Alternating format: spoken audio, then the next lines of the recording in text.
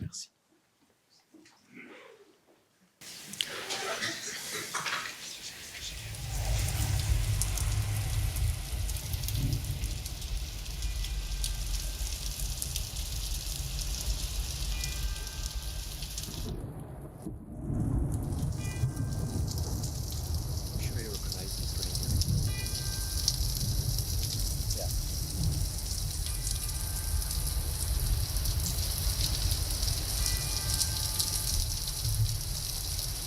C'est pour l'ambiance.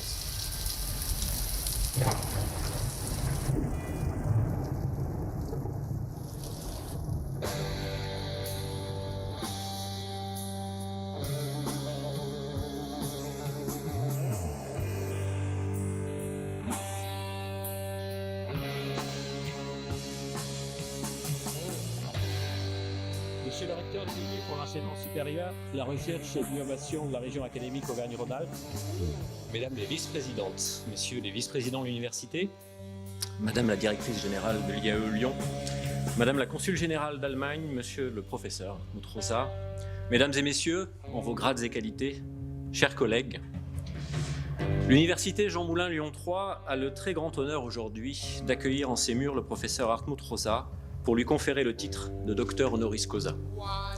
Cette distinction vient saluer le parcours de M. Rosa dans les plus prestigieuses institutions universitaires. Considéré comme le plus éminent représentant de la 4e génération de la théorie critique, plus connue en France sous le nom d'école de Francfort, dont la 2e génération est associée à la figure de Jürgen Habermas, décédé il y a quelques jours, Hartmut Rosa est pourtant le produit d'autres lieux de la philosophie et de l'histoire intellectuelle allemande. Je pense aux universités de Fribourg et de Berlin. Il enseigne aujourd'hui à Jena, l'université même où Schiller fut professeur. À bien des égards, la pensée de Hartmut Rosa s'inscrit dans le sillage d'une thérapeutique du social avec comme objectif la résorption de l'aliénation sociale, fil rouge de la théorie critique. Le titre de docteur honoris causa s'inscrit dans un rituel académique, un peu dépoussiéré avec Black Sabbath, mais dans un rituel académique quand même, vieux de plusieurs siècles, empreint de la solennité qui sied à la reconnaissance des mérites scientifiques exceptionnels d'un homme et d'une œuvre.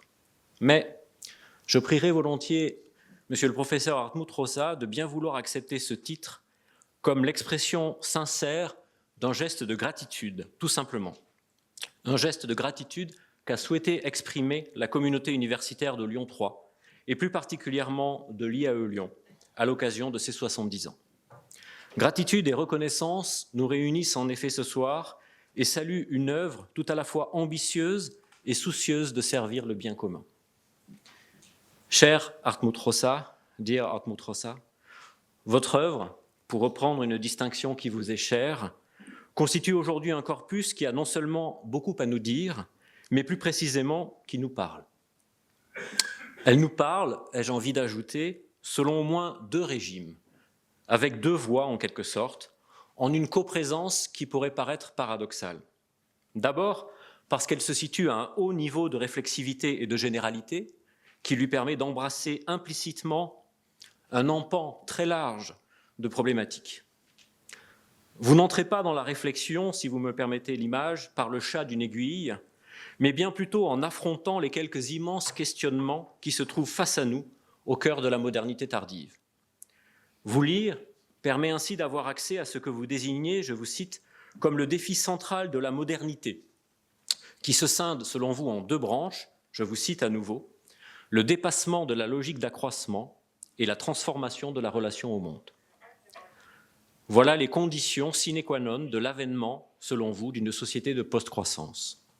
Or, une telle appréhension, par sa dimension créatrice de concepts, de notions, pourtant issues d'une sociologie que vous aimez à désigner comme empirique, n'exclut pas, mieux, je dirais qu'elle rend possible et qu'elle légitime une attention à nos expériences du quotidien, qui s'en trouvent singulièrement éclairées, qu'il s'agisse de l'accès désormais quasi illimité à la musique via des plateformes en ligne, de nos pratiques ludiques, sportives, professionnelles, que sais-je. La puissance de l'œuvre de Hartmut Rosa me semble s'imposer à chacune et à chacun d'entre nous, indépendamment même de l'éventuelle proximité personnelle que nous pouvons avoir ou non avec cette œuvre. Elle s'impose à nous par cette double ambition pleinement réalisée et fidèle en cela aux préconisations originelles de l'école de Francfort, qui consiste à favoriser une compréhension de notre façon d'être au monde, qu'elle soit individuelle ou collective, et qu'elle se situe à une échelle macro ou qu'elle descende jusqu'à notre quotidien le plus habituel, tramé d'expériences, expériences qui, comme le dirait Annie Ernaux, ne doivent pas être taxées d'indignité au prétexte qu'elles appartiennent précisément à notre quotidien. Cher Hartmut Rosa, dear Hartmut Rosa, nous ne pouvons évoquer votre œuvre sans bien entendu en déplier, même très rapidement, deux des notions majeures, évidemment, l'accélération et la résonance, même si ce parti pris constitue, j'en ai bien conscience, un véritable forfait intellectuel, en cela qu'il laisse dans l'ombre tant d'autres dimensions de votre pensée de sociologue et de philosophe. Si l'université Jean Moulin Lyon 3 a souhaité vous distinguer, c'est parce que vos travaux éclairent nos comportements, nos interactions sociales, parce qu'ils font entendre une voix parmi les plus écoutées aujourd'hui dans les discussions philosophiques sur les modalités de construction d'une réponse universaliste aux défis démocratiques, sociaux, mais également écologiques. Mais si l'université Lyon 3 a souhaité vous distinguer, cher Hartmut Rosa, c'est aussi parce que vous l'aidez, parce que vous nous aidez à penser l'université, tant dans ses modalités actuelles que dans ses perspectives proches.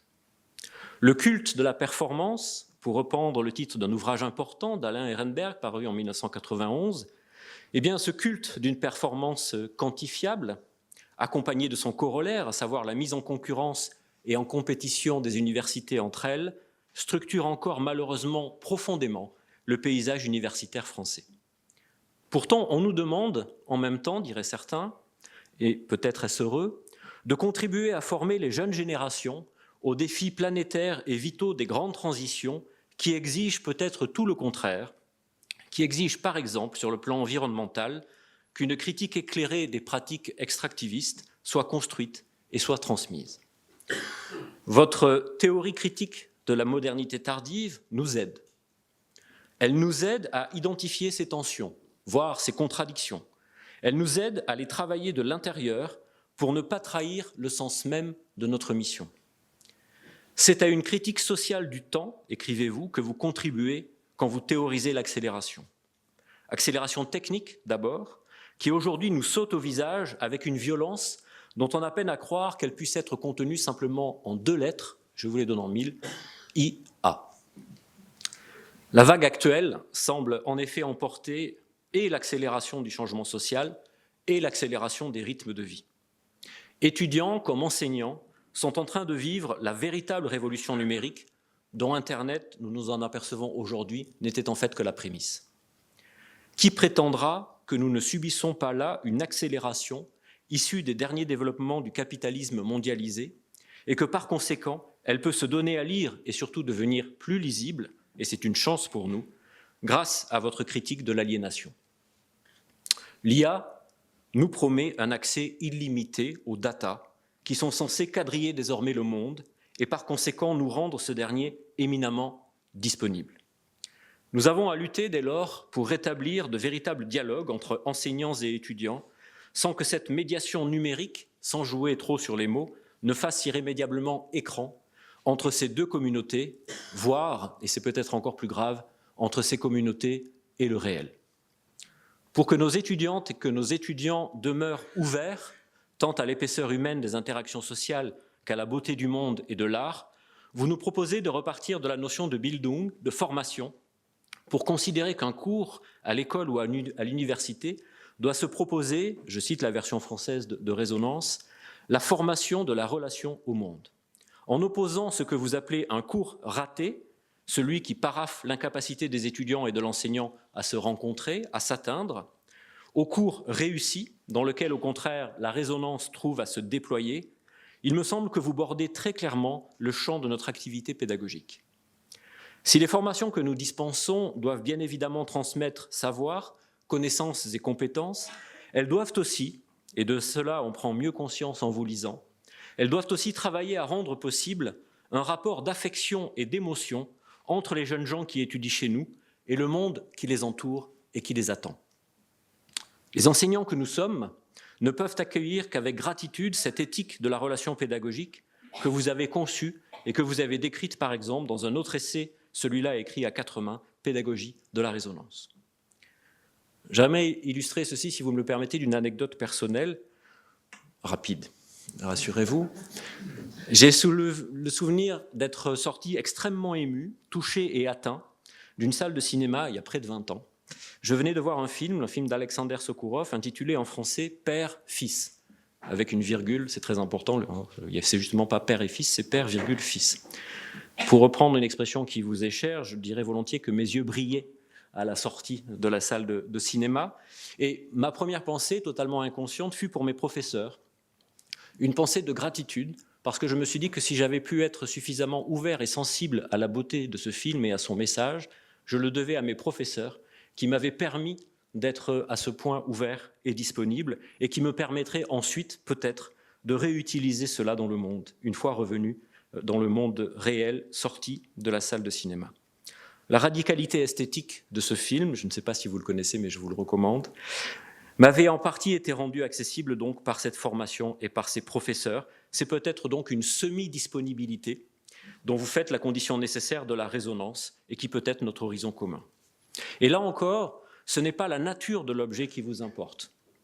C'est bien la qualité de la relation au monde qui nous est offerte et dans laquelle nous pouvons activement nous engager. J'en veux pour preuve les multiples sujets que vous abordez et qui fournissent autant de cas pratiques étudiés comme pouvant susciter cette relation de résonance. Jusqu'au football. Oui, il fallait que je parle de football. Dans votre essai « Rendre le monde indisponible », vous dites, je vous cite, « Pourquoi les gens vont au stade ? Parce qu'ils ne savent pas comment ça finit », aurait dit, continuez-vous, en 1954, l'entraîneur de l'équipe d'Allemagne, Sepp Herberger, dans un bon mot souvent cité.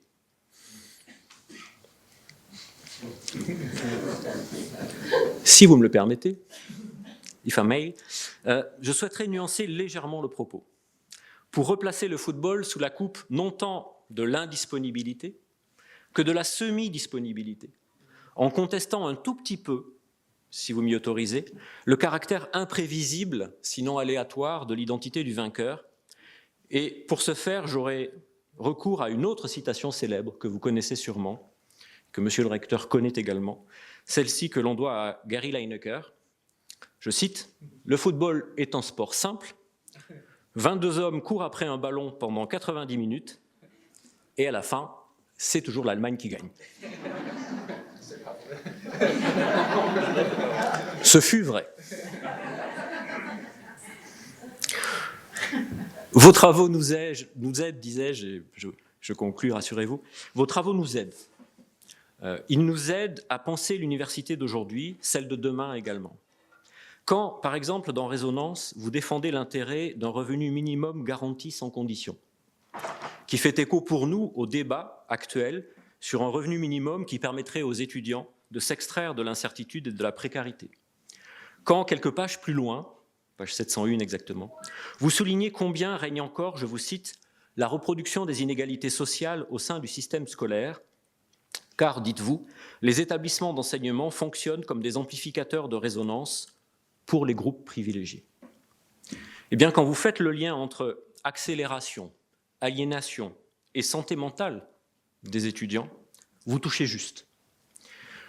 Telles sont bien, en effet, nos préoccupations aujourd'hui. Vous nous donnez les outils pour tenter d'infléchir le cours des choses et pour tenter de servir mieux encore notre objectif, qui ne peut être que l'émancipation de nos étudiantes et de nos étudiants. La lecture de vos travaux, pour nous qui nous engageons, comme vous, monsieur le professeur, dans le monde de l'éducation, de la formation et de la recherche, cette lecture s'avère donc un singulier et précieux aiguillon. Si l'université Jean Moulin Lyon 3, par mon entremise, vous confère ce soir le titre de docteur honoris causa, je le disais dès l'entame, c'est en le marquant d'un double sceau, celui d'une tradition académique pluriséculaire, d'abord, destinée à distinguer le mérite proprement exceptionnel et le rayonnement international de vos travaux, et celui ensuite d'un geste collectif et généreux, un geste de gratitude sincère de la part d'une communauté reconnaissante et fière, fière de pouvoir ainsi vous honorer, fière que vous nous fassiez l'honneur d'être parmi nous pour recevoir ce titre de docteur honoris causa de l'université Jean Moulin Lyon 3.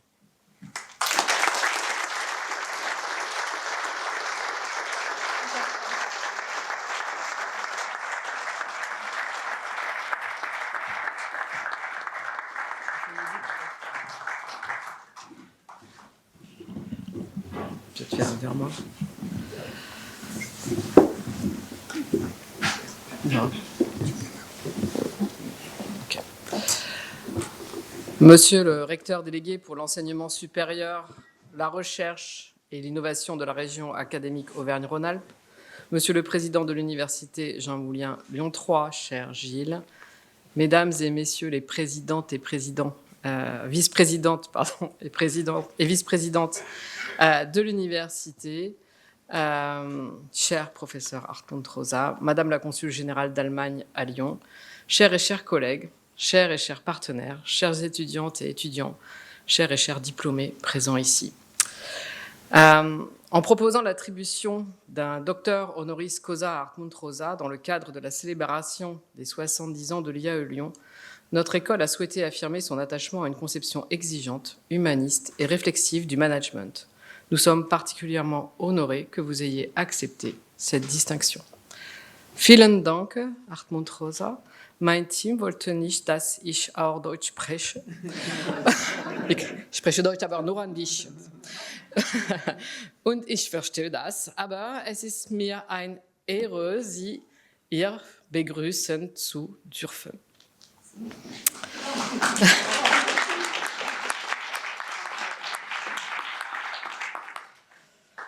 Des années d'allemand couronnées aujourd'hui. Les grandes transmissions du XXIe siècle, accélération des dynamiques sociales, crise écologique, recomposition des cadres démocratiques ne sont pas seulement des phénomènes économiques ou technologiques, elles touchent au cœur même de notre rapport au monde, aux autres et au temps.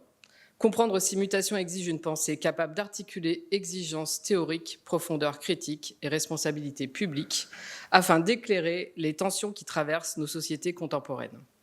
Les écoles de management ont, à cet égard, une responsabilité particulière. Leur mission ne saurait se limiter à la transmission de techniques de gestion et de modèles d'organisation. Elle consiste également à former des managers éclairés, capables de comprendre les transformations profondes qui dessinent l'environnement des organisations et les attentes de la société à leur égard. Les enjeux contemporains de performance, la fameuse, de responsabilité et de soutenabilité ne peuvent être appréhendés sans une réflexion plus large sur notre rapport à la croissance, au temps et au monde. Depuis 70 ans, l'IAE Lyon accompagne les transformations des organisations économiques et sociales en formant des générations de managers ouverts au monde, attentifs aux enjeux sociétaux et capables d'innover de manière responsable. Honorer aujourd'hui Hartmut Rosa et son œuvre, c'est rappeler que la réflexion sur le management ne saurait être dissociée, d'une interrogation plus large sur le sens de l'action collective, sur la qualité des relations tissées avec les parties prenantes et sur les conditions d'une prospérité véritablement durable. C'est également réaffirmer l'ambition de notre école, contribuer par la recherche et la formation à éclairer les grandes transformations de notre temps et à nourrir un débat public exigeant et ouvert. Voilà, donc vraiment, merci beaucoup, Hartmut Rosa. Et je vais laisser la parole, puisqu'on était en duo, normalement, à Didier Vinot, qui m'a... Voilà, merci.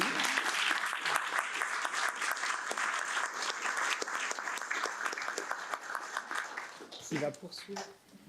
Donc je prends la suite.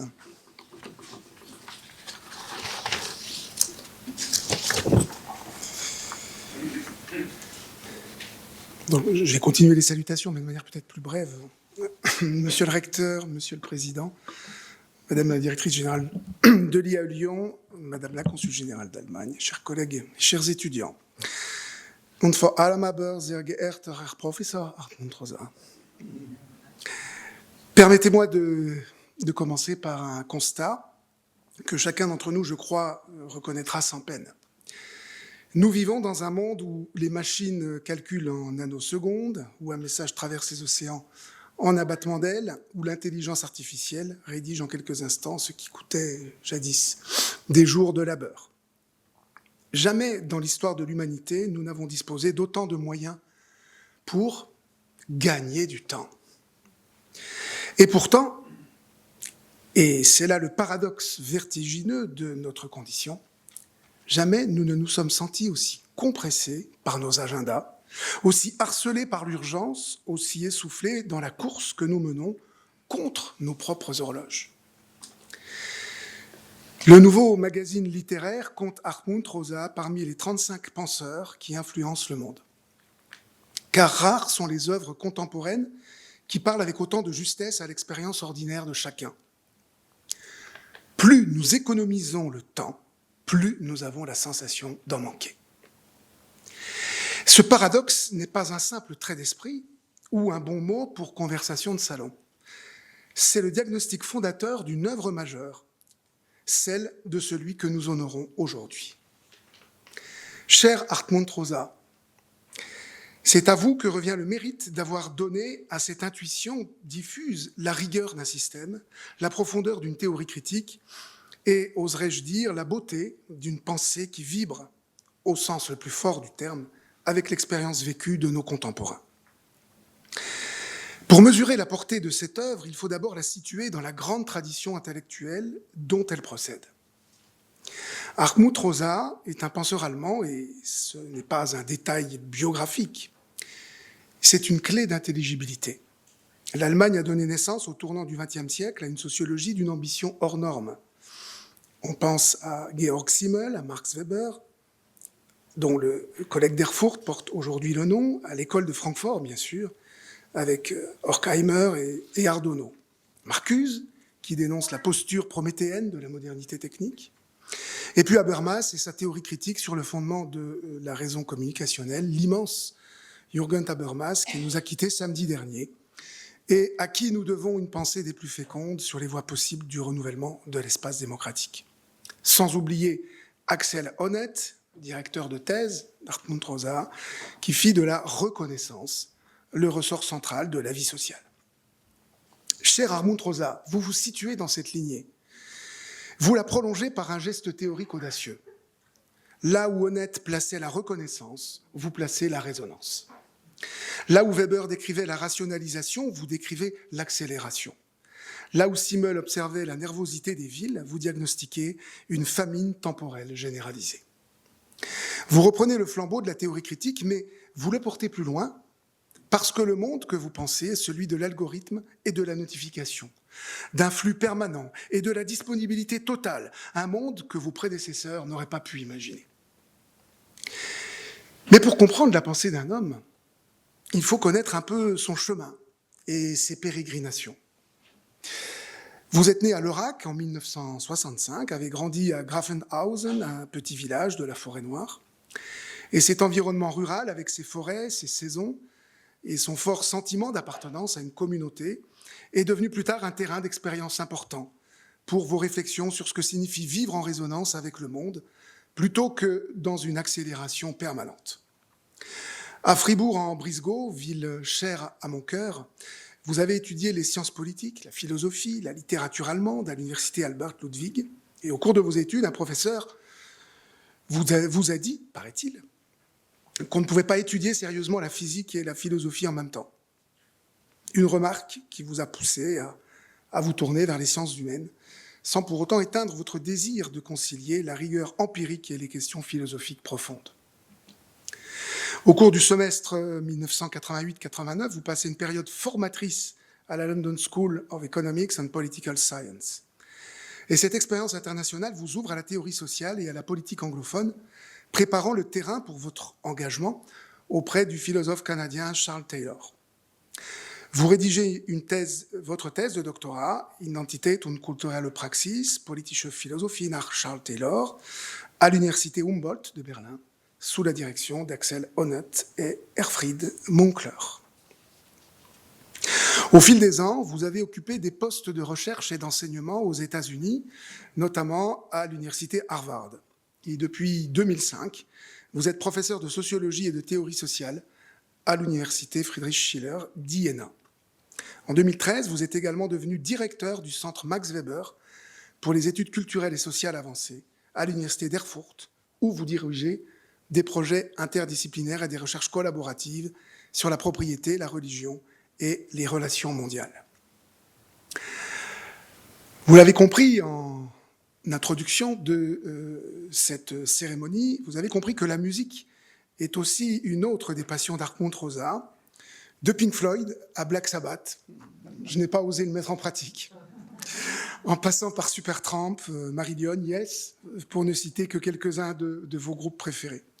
La musique est un fil conducteur puissant qui traverse la vie et la pensée d'Hartmut Rosa, de la musique classique à sa passion de longue date pour le rock et le heavy metal. Pour Hartmut Rosa, les expériences musicales intenses sont des moments exemplaires de résonance. Le monde répond à travers le son, le rythme et l'émotion partagée, et l'auditeur est ému, transformé et capable de répondre. Presque comme dans un match de foot. Cher Hartmut Rosa, votre parcours intellectuel vous a valu de nombreuses distinctions, notamment des doctorats honoris causa européens, mais aussi d'importants prix de recherche, tels que le prix Erich Fromm et le prix Gottfried Wilhelm Leibniz, qui témoignent de la résonance internationale de vos travaux. Mais bien qu'elle ait une influence mondiale, votre pensée reste ancrée dans les paysages et les récits de votre jeunesse, de la Forêt-Noire. Votre attachement à vos sources reflète quelque chose d'essentiel. Un universitaire qui oscille entre les universités animées et les forêts tranquilles, entre l'abstraction théorique et l'expérience quotidienne, se demandant toujours comment il est possible de retrouver des relations harmonieuses avec soi-même, avec les autres et avec le monde, à une époque qui nous pousse constamment à aller plus vite. Je voudrais désormais évoquer trop rapidement quelques idées clés de l'originalité et de la fécondité de la pensée d'Hartmut Rosa. Tout d'abord, nous en avons déjà parlé, c'est par le concept d'accélération sociale que Rosa fait irruption dans le paysage intellectuel européen. Son ouvrage premier, Beschleunigung, traduit en français sous le titre Accélération, une critique sociale du temps, paru en 2005, propose de reformuler la théorie sociale tout entière à partir d'un phénomène que la sociologie avait jusqu'alors traité comme un simple arrière-plan. La transformation des structures temporelles de la modernité. Hartmut Rosa ne se contente pas de constater que tout va plus vite. On est d'accord avec ça. Il décompose cette intuition en 3 dimensions analytiquement distinctes dont l'articulation forme le cœur battant de sa thèse. La première dimension est l'accélération technique. Les transports, la communication, la production, l'espace se compriment sous l'effet du temps. Le monde, littéralement, rétrécit. La deuxième dimension est l'accélération du changement social. Les valeurs, les liens, les modes de vie se recomposent à un rythme sans précédent. Ce qui durait une vie ne dure désormais plus qu'une décennie. Ce qui durait une décennie ne dure plus qu'une saison. Le présent lui-même se comprime. Enfin, la troisième dimension, la plus paradoxale, est l'accélération du rythme de vie. Alors que la technique devrait libérer du temps, les possibilités offertes croissent plus vite encore que les gains d'efficacité et le nombre d'actions par unité de temps ne cesse d'augmenter. Songez-y, chers collègues, chers étudiants, quand nos grands-parents écrivaient une lettre par semaine et attendaient la réponse avec patience. Eh bien, nous recevons des dizaines de notifications par heure, et chacune d'entre elles, non traitée, est une microdette temporelle qui s'accumule. Hartmut Rosa nous apprend que cette famine n'est pas un accident, ni une faiblesse individuelle. C'est le mécanisme central de la modernité tardive. C'est sa logique même de stabilisation dynamique. Dans Aliénation et accélération, publié en 2010, Rosa renoue avec la catégorie marxiste d'aliénation pour la déployer dans le registre temporel. L'accélération n'est pas seulement quantitative, elle est une transformation qualitative de notre rapport au monde. Lorsque le rythme s'emballe, au point que nous ne pouvons plus nous approprier nos expériences, lorsque nous traversons les paysages sans les voir, les relations sans les habiter, les savoirs sans les intégrer, alors nous sommes aliénés. Non pas au sens d'une spoliation économique, mais au sens d'une perte de relation. Le monde est là, mais il ne nous parle plus. La réponse, vous la déployez dans votre grande œuvre de 2016, Résonance, une sociologie de la relation au monde. 11 ans après accélération, cette somme théorique refonde la sociologie par un geste que je qualifierais volontiers de copernicien. Plutôt que de définir la vie bonne par l'accumulation des ressources, des revenus, des compétences, des droits, des options, vous la définissez par la qualité de notre relation au monde. Et cette relation réussie, vous la nommez résonance. Vous la définissez, cher Hartmut Rosa, comme, je cite, une forme de relation au monde associant affection et émotion, intérêt propre et sentiment d'efficacité personnelle, dans laquelle le sujet et le monde se touchent et se transforment mutuellement. On sent que la métaphore est acoustique et elle est magnifique. Dans la résonance, je ne fais pas que percevoir le monde, je vibre avec lui et il vibre avec moi. Pensez au moment où une œuvre musicale vous bouleverse, où un regard échangé avec un être cher vous transforme sans que vous puissiez exactement dire comment. Le monde parle et nous lui répondons de notre propre voix. Son contraire dialectique est l'aliénation. Non pas l'erreur, non pas la souffrance, mais le silence. Un état où le sujet et le monde sont indifférents, hostiles, déconnectés. Le monde aliéné est un monde muet. Mais vous ajoutez un avertissement majeur. La résonance ne se commande pas. Elle ne se programme pas. Son indisponibilité est constitutive. Autrement dit, on ne peut vibrer qu'avec ce qui nous échappe, nous surprend, nous résiste. Et c'est précisément cette intuition que vous radicalisez dans Rendre le monde indisponible, en 2018. Notre modernité, dites-vous, est animée par un projet titanesque de mise en disponibilité du monde. Il faut tout rendre accessible, prévisible, maîtrisable, consommable. Or, et c'est le cœur de votre thèse, là où tout est disponible, le monde n'a plus rien à nous dire. Un monde entièrement maîtrisé serait un monde mort, un monde sans voix, un monde dans lequel l'axe de résonance serait définitivement brisé. Et voici que paraît, en ce début d'année 2026, un ouvrage qui pousse l'analyse plus loin encore, Situation und Konstellation vom Verschwinden des Spielraums, et l'enseignant qui ne peut plus mettre une note d'encouragement, le médecin qui va traiter des écrans plutôt que des patients, l'arbitre, dont le jugement est supplanté par l'assistance vidéo.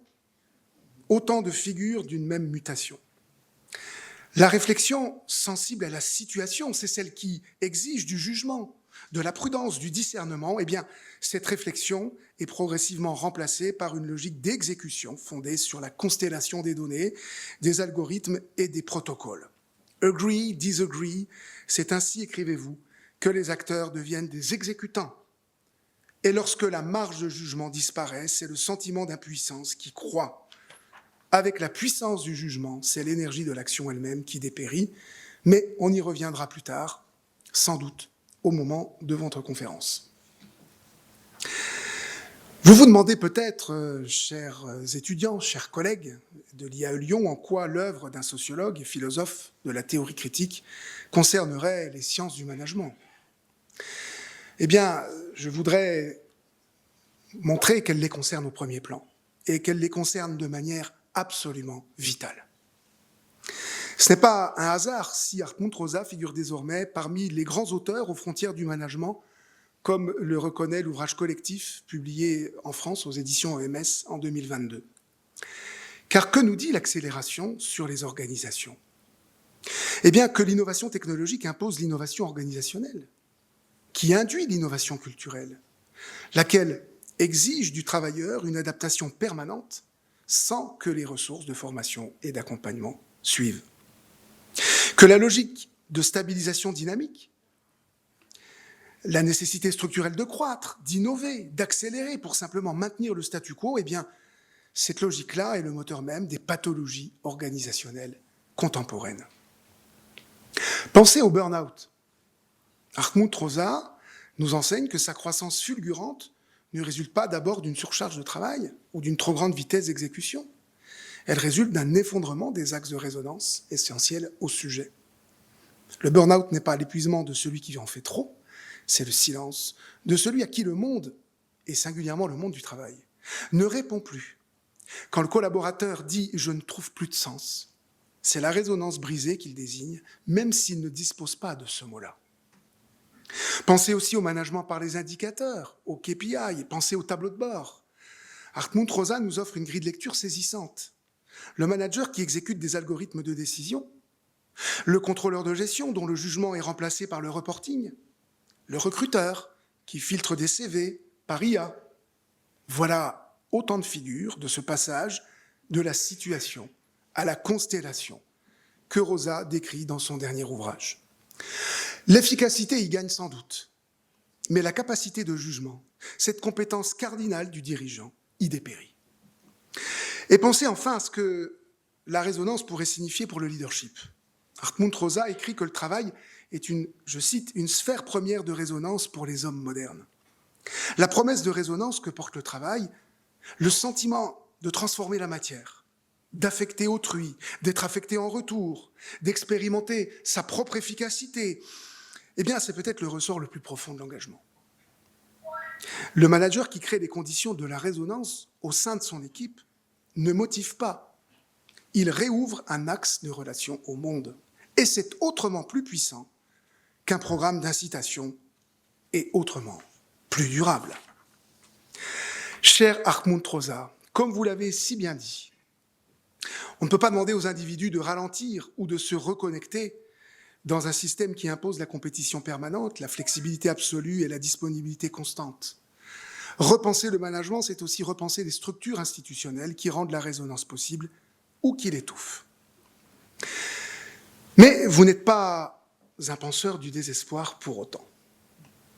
Là où tant de critiques de la modernité s'arrêtent au constat et nous laissent désemparés, vous ouvrez une nouvelle voie. Contre l'accélération, vous ne prêchez pas la décélération. Ça serait trop simple et peut-être vain. Vous proposez de transformer la qualité de notre relation au monde, de retrouver dans les interstices même de la vie accélérée ces moments où quelque chose va nous toucher, nous surprendre, nous appeler.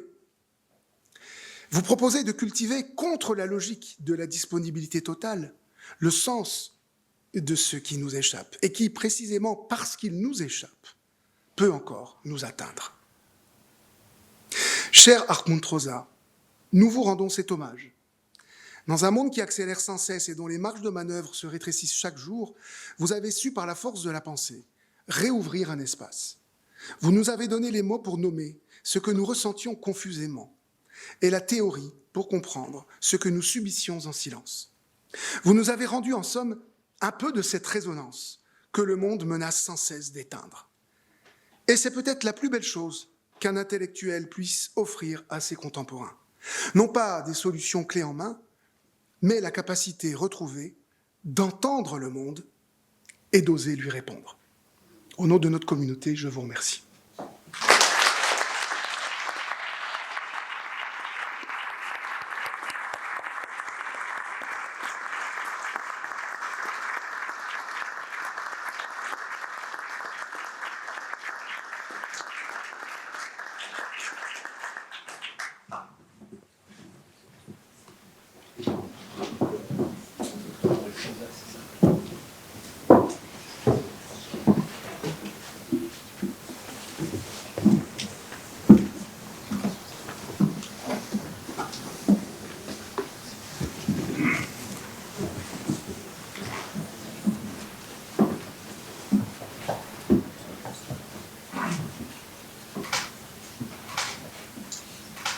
Nous, président de l'université Jean Moulin Lyon 3, conférons par la présente à M.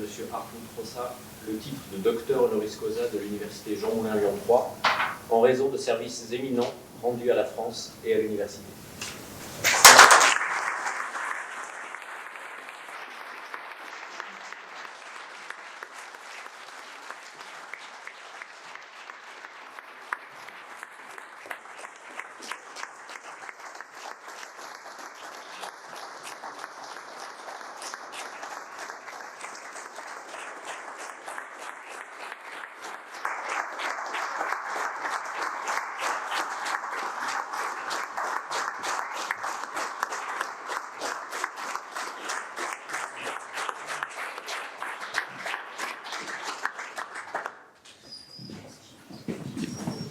Merci beaucoup, cher Monsieur le recteur, cher Monsieur le président, chère Madame la directrice, chers collègues Didier Vinot.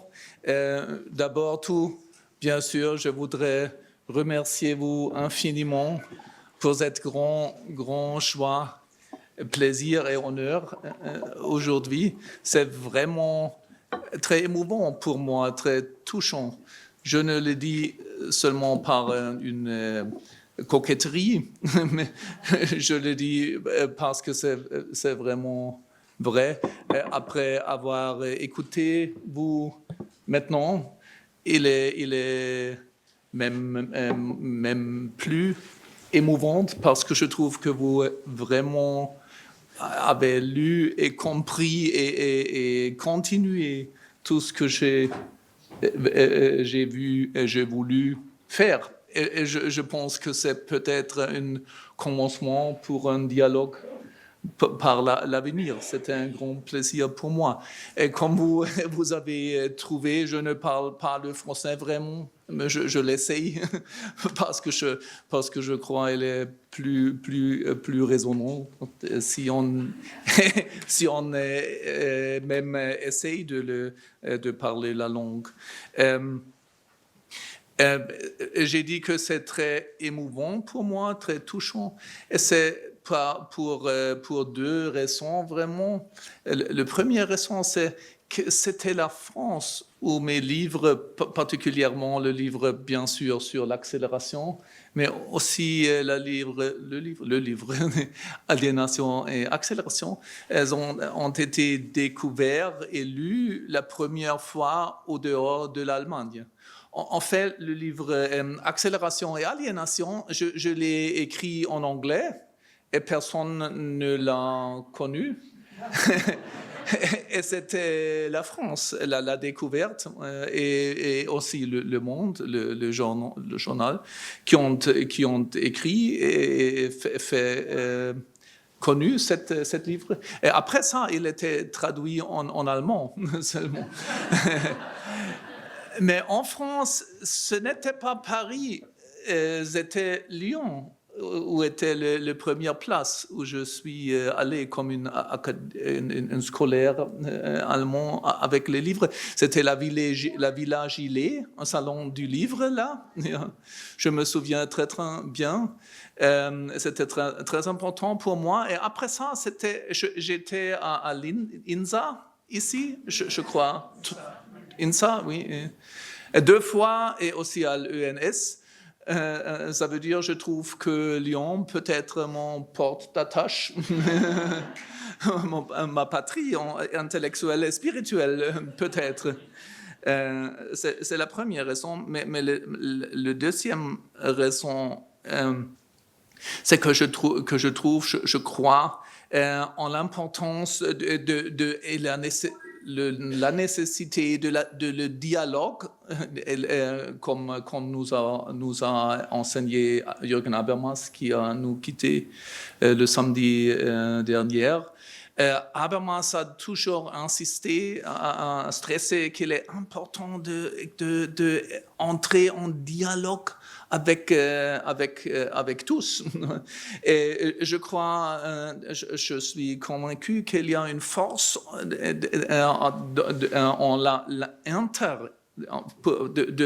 des dons. C'est un dialogue entre les pays. En ce cas l'Allemagne et la France. Mais c'est aussi un dialogue entre les disciplines scolaires, entre la sociologie, la philosophie, mais aussi les management studies, gestion et administration et business administration, ce que vous faites ici. Et la vérité, c'est pas la property of des disciplines. C'est quelque chose que nous avons trouvé ensemble en dialogue. Et aussi, je crois qu'il est très important d'avoir un dialogue permanent entre les générations, entre les étudiants et les professeurs et les experts. Comme vous avez dit, probablement le personne plus important pour mon vie intellectuelle, c'était Charles Taylor, le Canadien. Et il dit que les êtres humains sont des êtres qui doivent interpréter eux-mêmes, toujours self-interpreting animals. Et l'interprétation est quelque chose que nous devons faire ensemble seulement. Il ne sera jamais complet. C'est un processus éternel. Et j'espère, je serai très, très heureux s'il est possible de continuer ce dialogue avec vous à l'avenir. Merci beaucoup pour tout ça.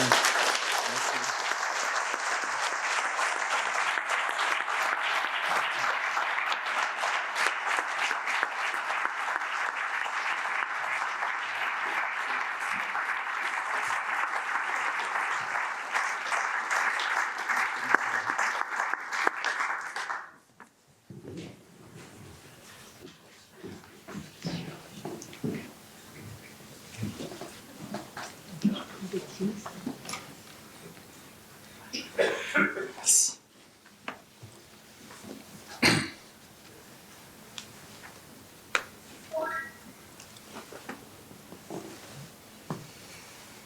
Monsieur le Président de l'Université de Jean Moulin, excusez-moi. Mesdames et Messieurs les vice-présidents, cette belle université, Madame la directrice générale du IAE, Madame la consul, chère Hermut Rosa. Il est des moments où l'intuition universitaire cesse d'être seulement un lieu de transmission pour devenir un lieu de discernement. La collation du doctorat honoris causa appartient à ces moments rares, car connaître une œuvre, ce n'est pas seulement l'honorer, c'est s'y exposer. C'est aussi accepter qu'elle vous oblige. L'université ne distribue pas de distinction. Elle se prononce sur ce qui mérite d'être tenu pour vrai, pour féconder, pour transmettre un héritage. En ce faisant, elle engage sa propre définition du savoir.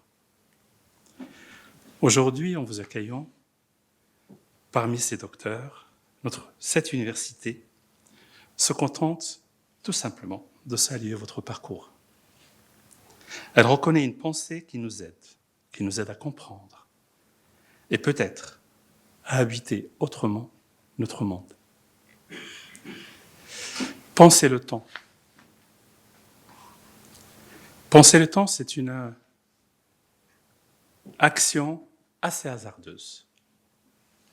Nous sommes habités tous par le chapitre 11, Confession. Excusez-moi. Nous sommes aussi habités par Bergson, sur la perception du temps par La Fontaine, dans La cigale et la fourmi. Mais une œuvre comme celle d'Hermut Rosa s'inscrit dans une interrogation fondamentale, qui est devenue notre rapport au temps, je dirais même notre rapport au monde.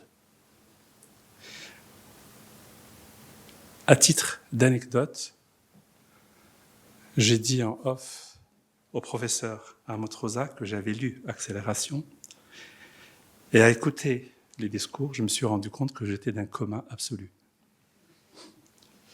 Cela dit, vous avez arpenté avec moi les rues de Lucca, en Toscane, les villages, Volterra. Vous m'avez accompagné, et c'était vraiment très réconfortant. Tout cela pour vous dire que cette accélération que vous avez imaginée a montré que la modernité ne se définit pas seulement sur la rationalisation, au sens où Max Weber aurait saisi la dynamique, mais par une intensification continue des rythmes. Ce que Weber nommait le désenchantement du monde trouve ici un prolongement. Un prolongement non seulement un monde rendu calculable, mais un monde rendu instable, fuyant, toujours déjà dépassé. L'accélération ne produit pas seulement de la vitesse, c'est sa définition. Elle produit une forme de déracinement temporel. Nous ne manquons pas de temps, nous manquons de présence au temps, au sens heideggerien. Et c'est là que notre analyse rejoint en creux une question ontologique, celle de notre manière d'être au monde, pour reprendre une formulation qui n'est pas sans évoquer Martin Heidegger. Ce qui vacille dans l'accélération, ce n'est pas simplement l'organisation sociale, c'est la possibilité même d'un monde qui fasse sens. Alors, face à ce diagnostic, votre rapport est décisif. Il est décisif parce que vous ne proposez ni un retour nostalgique à la lenteur, ni une simple régulation du flux. Vous introduisez un concept, la résonance. La résonance qui opère un déplacement profond. La résonance qui n'est pas un état psychologique, elle est une structure rationnelle. Elle suppose que le monde ne soit pas seulement l'objet d'une connaissance maîtrisée, mais partenaire d'une réponse. Et cela, votre pensée s'inscrit, sans s'y réduire, dans une tradition herméneutique, celle à laquelle comprendre n'est jamais s'approprier totalement, mais entrer dans un jeu de questions et de réponses.